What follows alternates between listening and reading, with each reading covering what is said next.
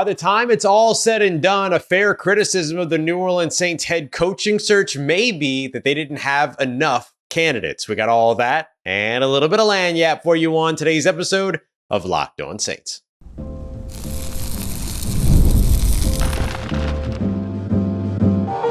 You are Locked On Saints, your daily New Orleans Saints podcast, part of the Locked On Podcast Network, your team every day.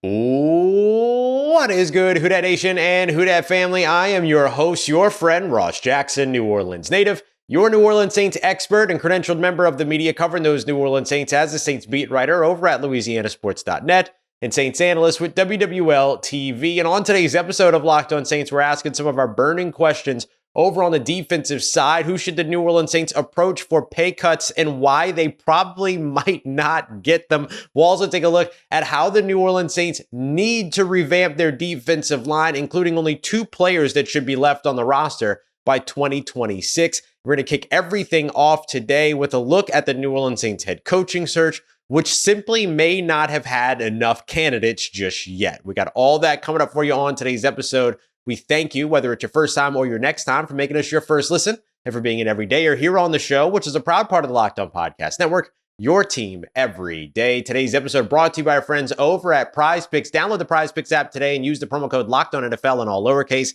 It's going to get you $50 instantly when you play your first $5 lineup. The biggest criticism of the New Orleans Saints head coaching search so far may be that it doesn't have enough candidates on the list as candidates continue to drop off, even if just temporarily. The New Orleans Saints at one point had about 9 names that were solidly connected to them. That includes folks that have already interviewed, like defensive coordinator from the Miami Dolphins, Anthony Weaver, offensive coordinator and assistant head coach from the New York Giants, that of course being Mike Kafka, and then of course their own interim head coach in Darren Rizzi, and then they've got a few other offensive coordinators that they've wanted to speak with, and then of course they've already spoken with Aaron Glenn, defensive coordinator for the Detroit Lions, who's expected to be the front runner of the conversation, or among the front runners of the conversation. Of 2 names that were connected to New Orleans that have not yet interviewed or had any kind of interview schedule reported, Mike Vrabel, who of course became very quickly the head coach of the New England Patriots and their kind of faux coaching search over there. And then of course, Mike McCarthy, who has just recently parted ways with the Dallas Cowboys, who has interviewed with the Chicago Bears, but has not been brought in for an interview for New Orleans just yet, although there were many reports saying that he was going to be a top guy for the job. So 8 names, 9 names in total, if you include Mike Vrabel, have been solidly connected to New Orleans, either because they've already interviewed, an interview schedule has come out, or because there was some clear interest there. I'm not including names like Davis Webb and David Shaw, who were rumors that got, kind of refuted and all these other things. Only 7 of them so far are set or are rumored to have been set to interview with New Orleans. We covered the first 3 in Glenn, Weaver, as well as Kafka. We know the New Orleans Saints are expected to interview Darren Rizzi here soon. And then today and tomorrow, according to Albert Breer from over at Sports Illustrated, the initial expectation was that the Saints would also interview offensive coordinator from the Buffalo Bills, Joe Brady, as well as offensive coordinators from the NFC East, Philadelphia Eagles offensive coordinator Kellen Moore, and Washington Commanders coordinator Kliff Kingsbury. But now what we've seen is Vrabel's been hired. They have not scheduled any kind of interview. At least nothing has been reported around Mike McCarthy. And Kliff Kingsbury, as of Friday morning, is withdrawing from head coach candidacy from all teams, not dealing with any of it until the Commanders are no longer in the playoffs. They have a big test coming up this weekend up against the Detroit Lions, so they may be out sooner rather than later. But if the Washington Commanders surprise and make an even deeper run into the playoffs, that means that the Saints end up with another guy not necessarily on their list until he's ready to be on anyone's list. So then the New Orleans Saints list of an initial 9 has now fallen to 6 that they will have actually had some conversation with, potentially, before the divisional round of the playoffs. That, of course, being Weaver, Kafka, and Glenn, and then Rizzi. And Ideally, they talk to Brady and more before this weekend is out. Again, Albert Breer over at Sports Illustrated had reported that those interviews were expected to be today, Friday, as well as Saturday. So that leaves the Saints with six names. Is that enough? It could be. It could very well be, right? Like Mike McCarthy goes to Chicago, Aaron Glenn chooses the New York Jets, and that's the worst case scenario for New Orleans, as Aaron Glenn is probably the number one guy. But then you still have Joe Brady as somebody that you could then hire. And I'm still high on Joe Brady. I know Joe Brady gets hedged because he's been successful with good quarterbacks, Joe Burrow as well as Josh Allen, and I get that. But surprise, surprise, good coordinators do good things with good players. Who'd have thunk, right? And the New Orleans Saints shouldn't look at what an offensive coordinator did with a good quarterback and say, well, we'll never have a good quarterback, so not going to hire that guy. The idea is that you eventually also have a good quarterback to pair with that offensive coordinator, so I don't see the point in hedging that bet. Plus, I still very much like what Joe Brady has done with the run game over in Buffalo, the way that he's maximized the offensive line, and the way that he's maximized the talent at wide receiver, despite the Buffalo Bills playing a little bit of money ball this offseason and not necessarily investing in that wide receiver position. So I do think that Joe Brady is a good hire for what he did as a coordinator with the Buffalo Bills, for what he did during his time as a growing and budding coordinator with the LSU Tigers. I know he wasn't a coordinator during those times, and seeing his growth potential from the struggles that he had in Carolina to what he has done now in Buffalo. My biggest question is, can he lead a room? Can he motivate a group? You know me, I'm all about the rah-rah guy, because if you're not a rah-rah guy, you're not a leader. There's no such thing as leading by example. Who's setting that example? The rah-rah guy. If you're leading by example, all you're doing is following that example and setting a good example for the other followers. That's it. You're not a leader. You need a rah-rah guy that can come out there and be a leader. So can Joe Brady do that? So that's my only question. And so the Saints aren't necessarily in a bad situation, but boy, it sure does feel like they should have a larger list than what they have. Now, they shouldn't be overdoing it like what the Chicago Bears and the New York Jets have done. Sure, they've interviewed some 20 different people for varying positions and things like that. But the Saints could look and see if there's an opportunity to interview other candidates. Bobby Slowick, offensive coordinator for the Houston Texans. Liam Cohen, offensive coordinator for the Tampa Bay Buccaneers. Brian Flores, defensive coordinator for the Miami Dolphins. Jesse Minter, defensive coordinator for the Los Angeles Rams. There are good candidates out there that the Saints have not reached out to. And that's just naming 4 off the top of my head that I wrote down earlier, but not necessarily like looking at some of the other guys that could potentially be out there as well. So we'll see where the New Orleans Saints go from here. Are they comfortable with their sort of like tiny but mighty list? Or do they look at potentially expanding that list? I think arguments can be made from either side, but you don't want your options slimming because guys are making decisions like coaching their football team, which shout out to Kliff Kingsbury, by the way, for not falling trapped to this weird NFL situation where you're expected to not only game plan for your team's playoff game coming up, but also prepare for a 3-hour Zoom interview where you've got to go out there and try to impress some grown men. Like, let's stop all this. And so shout out to Kliff Kingsbury for doing that. But you've got guys that are dropping off. You've got guys that are becoming no longer available. At what point does New Orleans say, okay, we need to add more to the list, if at all? If they don't, then I think it tells you exactly how they feel about the guys on their list. If they do, then maybe you start to see a little bit of a panic from New Orleans to make sure they get a guy that they really like. But maybe the tiny but mighty list is actually better. I don't know, but certainly don't want to end up in a situation where you're too limited in terms of your scope. And I'm worried that the Saints are inching closer and closer and closer to that conversation. But we'll see how things pan out. Coming up next, let's get to our burning questions around the New Orleans Saints defense, starting with how can the Saints improve their defensive line? And my answer is to completely revamp it. We got that coming up for you next as we continue on with today's episode of Locked On Saints, part of Locked On Podcast Network, your team every day. Today's episode of Locked On Saints is brought to you by our friends over at Prize Picks, the easiest and most fun way to play daily fantasy sports, and the best way to turn your sports opinions into real cash by simply checking out the daily fantasy player projections that Prize Picks has to offer. That's all that it takes. It's not mystery lineups. It's not having to navigate injuries and bad trade requests and all that other stuff. Prize Picks gives you a projection like Jared Goff, the Detroit Lions, 230 passing yards. You simply choose more or less. You do that for 2 to 6 players, get those right, you win up to 1,000 times your money back.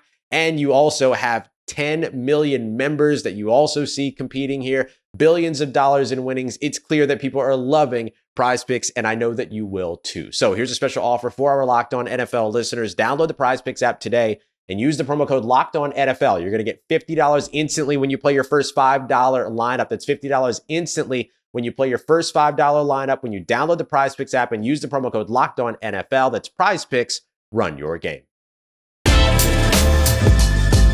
All right, family. Yesterday we broke down for the New Orleans Saints burning questions over on the offensive side. It led us down the pathway of if the New Orleans Saints were to part ways with Derek Carr, what's the best way to do it? And we explored what a trade could look like if he's willing to waive his no trade clause for the right opportunity. It's got to be right to both sides there. We also explored a little bit about the talent on offense and where it needs to be added, what exactly needs to be added, all those things. You can find that in yesterday's episode. Today, I want to dive into the defensive side, and I posed the question, what is your burning question for the New Orleans Saints defense? And a lot of people's burning question is, what should the New Orleans Saints do about their defense? How the heck do you make the defensive line in particular better? And here's my answer. Aside from Bryan Bresee and Carl Granderson, the entire defensive line should be brand new by 2026 in terms of player talent. Now, am I blaming it all on the players? No. Do I think that Todd Grantham did a good job? Absolutely not. If you want to, you can go and check out a recent interview with Cameron Jordan, where he spoke a lot about not Carl Granderson, my apologies, but about Todd Grantham and sort of the process of that. But the shorthand here is that Todd Grantham did not do a good job with this New Orleans Saints defensive line. The Saints have missed Ryan Nielsen since they awkwardly tried to transition him over to defensive coordinator, co-defensive coordinator, along with Chris Richard, but then giving them no actual defensive coordinator responsibilities because that was Dennis Allen's and he was never going to let go of that. And then Ryan Nielsen leaves, and then the New Orleans Saints defensive line, their sack production comes down, their run defense gets exponentially worse. All things that were great since Ryan Nielsen had joined back in 2017, the New Orleans Saints coaching staff. And so the Saints are desperately in need of a Ryan Nielsen-like coach to help their defensive line again, because they have not had that in the recent past. The Todd Grantham experiment was a poor one. It did not work out. Was it worth trying? Sure. Did it work? No. That's okay. Move on, find somebody else, get it all done. Now, could Brian Young be that guy who did work with Ryan Nielsen during his tenure here in New Orleans? Sure. That's the guy that the Saints had as a former player, has been on the coaching staff since he finished his playing career, and that Darren Rizzi effectively promoted to defensive line coach when he effectively demoted Todd Grantham away from defensive line coach. Todd Grantham, of course, now the defensive coordinator of the Oklahoma State Cowboys. Good luck. For New Orleans, though, I still think you got to flip some of the talent over on the defensive line as well. So coaching aside, there are two things that I would do. And the first of which is begin to flip the personnel of this defensive line. I don't see any reason to re-sign Chase Young. You're not competing in 2025. If you are re-signing Chase Young, you're probably not re-signing him to a long-term deal. You're more than likely re-signing him to a one-year deal. It's got a bunch of void years. There's no need. There's no need to do that unless he's going to come in on a very affordable deal, which I can't imagine. Posted 73 pressures, 5.5 sacks last season. That's enough for him to go out there and get some money, And so for New Orleans, giving him $6 million in 2025 probably isn't the greatest idea when they're not going to be a team competing for a playoff spot in 2025 anyway. Instead, let him walk, get the 2026 compensatory selection based on the contract that he goes and signs somewhere else, and then bang, you come out on the right side of that opportunity. I think you can slim Carl Granderson down, bulking him up to having him play at the 280 range and stuff like that. He made all that work, but Carl Granderson is really athletic. You know what the New Orleans Saints need on their defensive line? More athleticism, more speed. Slim him back down 270, 260, and let him rush the passer as an athletic speed rusher. The Saints need desperately to change their thinking of how it is that edge rushers operate, edge defenders operate in the NFL. They need guys that can get after the quarterback and be athletic enough to now make the play at the quarterback when those quarterbacks are hyper athletic in today's NFL. Being more athletic than just the offensive line in front of you does not cut it in the league anymore. You've got to be more athletic than the guy you're trying to tackle.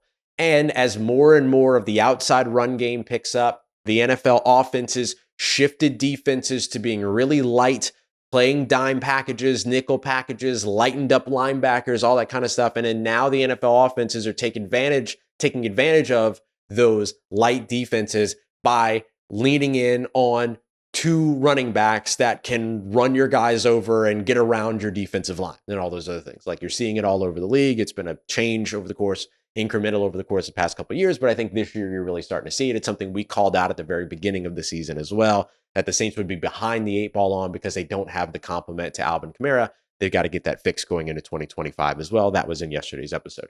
So for New Orleans, though, on the defensive side, you need to get more athletic over on the defensive side, but still maintain your ability to be able to defend the run. And that's where your interior defensive line comes through as well. Bryan Bresee needs further development as a run defender, but he has been fantastic. Make no mistake about it. He was the breakout player in 2025 or 2024. I think you could argue Foster-Moreau was in there. I think you can argue, of course, that Alvin Kamara had a re-breakout year as well. But on the defensive side, I definitely highlight the 7.5 sacks by Bryan Bresee. And so what he's been able to do as a pass rusher has been excellent. We always knew that was going to be the case. What we also always knew was that he would have to develop as a run defender. So for me, I'm thinking keep Bryan Bresee, build a defensive line around him, but go out there and get that Malcolm Brown 320, 330 pound guy that can muck up the middle, the Vita Vea type. Doesn't have to be a star player caliber of Vita Vea, but can you find that type of player that can go and plug the middle of a defensive line? You probably are looking at guys like Colin Saunders and Nathan Shepard potentially being back in 2025, but do they make it to 2026? Does the better coaching help them? All those other things. They're talented players. They can play ball, but are they the right fit for what New Orleans eventually turns into? That we don't know yet until the Saints have their new defensive coordinator, defensive line coach, all those other things. Peyton Turner's probably walking this offseason. He's not going to make it past his rookie deal unless he comes back on a one-year deal. I don't know what you do with Isaiah Foskey. You might need to bring him back in 2025 so that you have the number, so you just keep him on his rookie deal. But then in 2026, you might make a different decision there. And then 2025 might be Cam Jordan's final season. And so for New Orleans, you have a real opportunity by 2026 to have Carl Granderson, Bryan Bresee, and a lot of young talent that can develop your next offense, your next defensive line. The other thing that you need outside of better coaching, and the other thing you need outside of revamping and flipping everything that you're doing over on the personnel side, is to consider a scheme change. And that doesn't necessarily mean going from 4-3 to 3-4, though that's what I would love to see, but some scheme change on the defense that allows this defensive line to play a little bit more free, allows the player to make the coaches right. That's what you see in Detroit a lot, and puts the defensive line in a situation which is closer to what you saw guys like Colin Saunders and Cam Jordan and Tano Passanio and Nathan Shepard and all these guys doing on the defensive line, Bryan Bresee, all doing on the defensive line in the latter half of the season, which is see what the offensive line is doing and call their own game, which means that when they see that an offensive line is struggling with this certain kind of stunt, there are looks built in that allow them to be able to call that stunt and do the thing that's working. Don't just do the thing because it's in your scheme and you feel like that's what you need to do and we stay true to this no matter what, blah, blah, blah. Be willing to adjust. And that's what the Saints defensive line did a much better job of in the second half of the season than the first half of the season once Dennis Allen was out of the picture. So that's what I'm looking at for the New Orleans Saints defensive line. Revamp it entirely. It should be entirely different by 2026. You got a couple of core pieces that you can carry over, but outside of that, don't be afraid of change here. Embrace change as it comes. Revamp this defensive line, revamp the scheme, get better coaching, and get better on that defensive line. And that is what will put this New Orleans Saints team back in playoff contention at a later time. I don't think that happens in 2025, but at a later time when you can get this defense back to where it's pressuring the quarterback, sacking the quarterback, and able to stand up against the run, then all of a sudden this team gets back to its winning ways. Coming up next, what should the New Orleans Saints do about some of their aging veterans? Well, it could be pay cuts on pay cuts on pay cuts this offseason that the Saints request, but it could be pay cuts on pay cuts on pay cuts this offseason that the New Orleans Saints don't get. I'll tell you why as we continue on and wrap up today's episode of Locked On Saints, part of the Locked On Podcast Network, your team every day.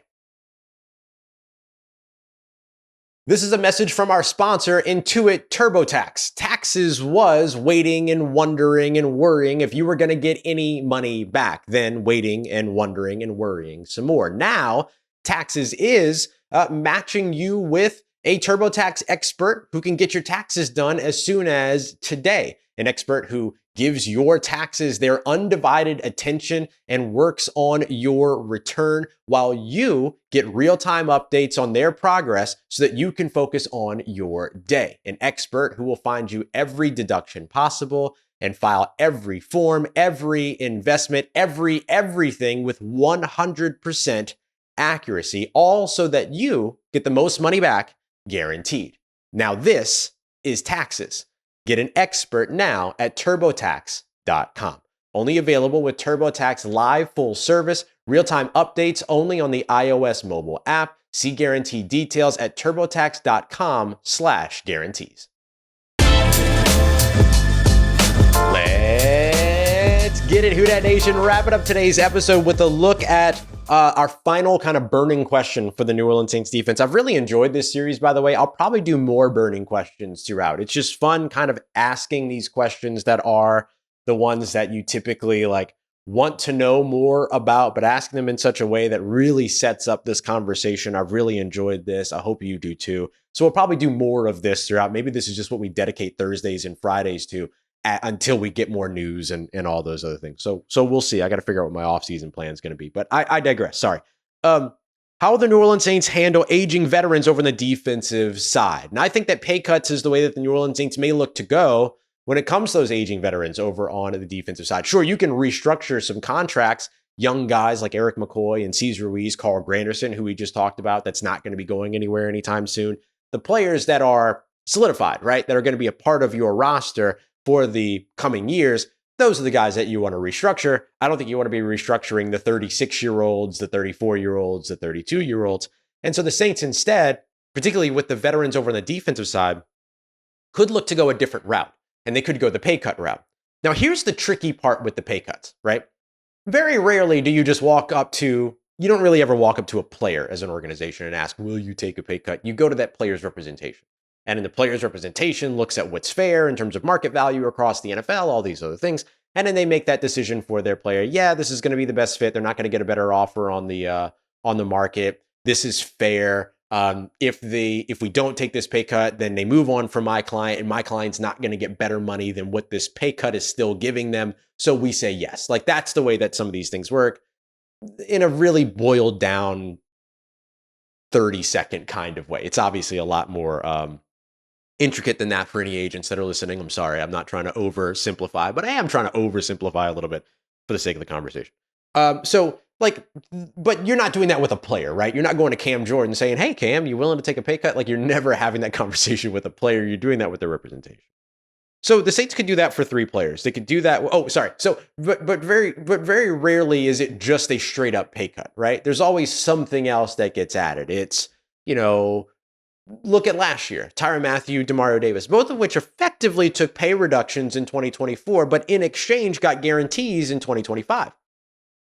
Smart, wise, right? A good way to handle that as a good agent, a good team of representation, all that kind of stuff. Very rarely do you have a player that's going to just say, yeah, I'll take a pay cut. Even Drew Brees' pay cuts in the back in the day included guaranteed money and extensions and further commitments from the organization, all those other things. And I think you can look at maybe Alvin Kamara's contract last year as a little bit of that too, which was really all about getting kind of those new guarantees down the road. So anyway, you're looking for some kind of exchange, basically. You're not looking to just cut a guy's salary. Now, there are exceptions to that when a guy is injured or when a guy is unavailable or when their role has been severely reduced, things like that. Then maybe you can play a little bit more hardball. So for the Saints, when it comes to the defensive side of the football, I think one pay cut that's worth pursuing is Taysom Hill. He's probably not going to be ready to go at the beginning of the season. So can you save yourself some money there? But when it comes down to what you're looking at over on the defensive side, Cam Jordan, who's making $12.5 million base salary, $20 million total cap hit. Tyrann Mathieu, the safety, at $6.25 million base salary, $11.3 million cap hit. And then Demario Davis, $6.5 million base salary, $12.4 million cap hit. The toughest one, honestly, out of those 3 to really justify a pay cut is Demario Davis. Demario Davis is paid and taking on a cap hit around the same as CJ Mosley and Azeez Al-Shaair from the Houston Texans. That's a fine spot for him to be. Demario Davis is underpaid with the way that he does perform. Now, the thing about it is, you could potentially go to him and say, hey, we need to pay you for what you're going to do, not what you have done, but hard to do that when you've already negotiated the contract. So Demario Davis is probably more of a restructure than he is a pay cut. Tyrann Mathieu, also a little bit tricky because he's in the same class as guys like Amani Hooker and Budda Baker. Solid safeties, but when you think about what it is that Tyrann Mathieu also does as one of your core leaders, team captain, all those other things, going to be a little bit tough to get him to take a pay cut or to justify a pay cut as well. So where the Saints really need to dig in here is Cameron Jordan.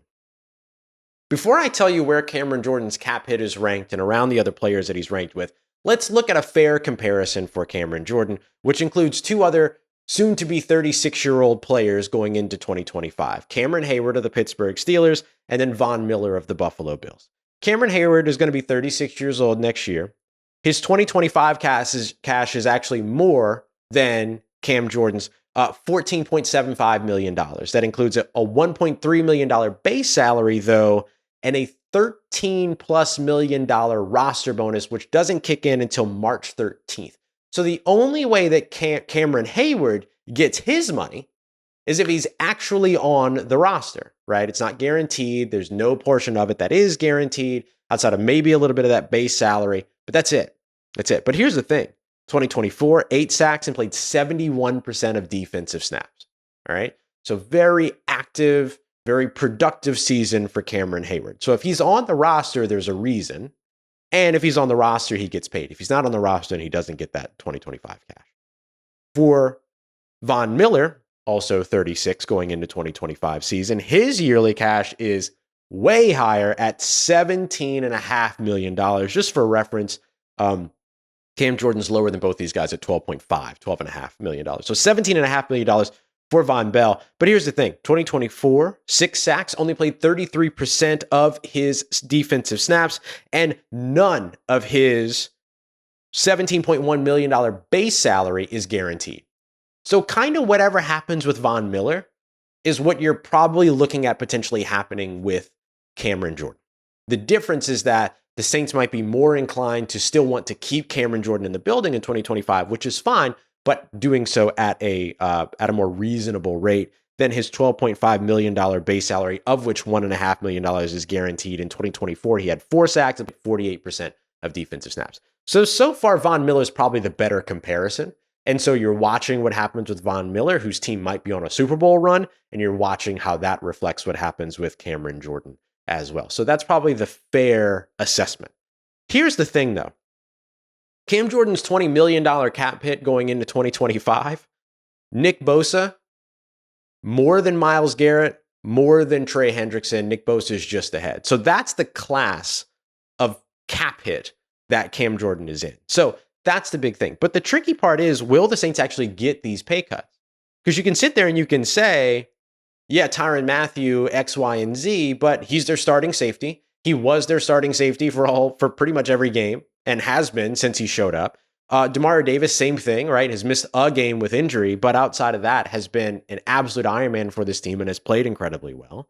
And then Cameron Jordan, you're looking to see what happens with the other guys that are around his age in the league. Cameron Heyward, Von Miller, right? You have probably the best leverage when it comes to Cam. You know he wants to stay in New Orleans. You know he wants to finish his career in New Orleans. Okay, Cam, in order for you to do that, we need this from you. That's leverage. You can do that.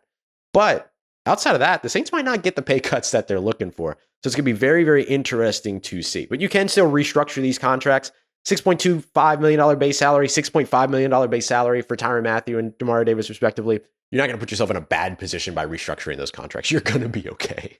And so that's kind of the thing that I would be looking at in all this. And there are some like roster bonuses and things like that that kick in for some of these guys. But yeah, so the Saints could go the pay cut route, but they might not get every pay cut that they ask for. And even still, they should be okay in terms of restructuring and not really hurting themselves into their future. All right, y'all. That's going to do it for today's episode. Coming up tomorrow, we're going to dive into, I kind of want to do more burning questions. So send me more burning questions. This has been a lot of fun. So we'll dive into that. And then I also just want to keep up to date with everything going on with the Saints coaching search. The Saints could be playing in Madrid. I'll tell you more about that. And of course, Sean Payton could be looking to pilfer yet another New Orleans Saints staffer. We'll dive into all of that in tomorrow's episode as we continue on switching to 7 days a week here on Locked On Saints. We appreciate you very much, as always, for making us a part of your day, part of your routine, for saying yes to me on the show. If you see me, please say hi. And if you need anything else around your New Orleans Saints in between these episodes, make sure you follow me on your favorite social media at Ross Jackson, NOLA. Hit me up. Let me know how the family's doing, let me know how you living. Let me know how you're momming them. And trust you, that nation. I'll holla at you.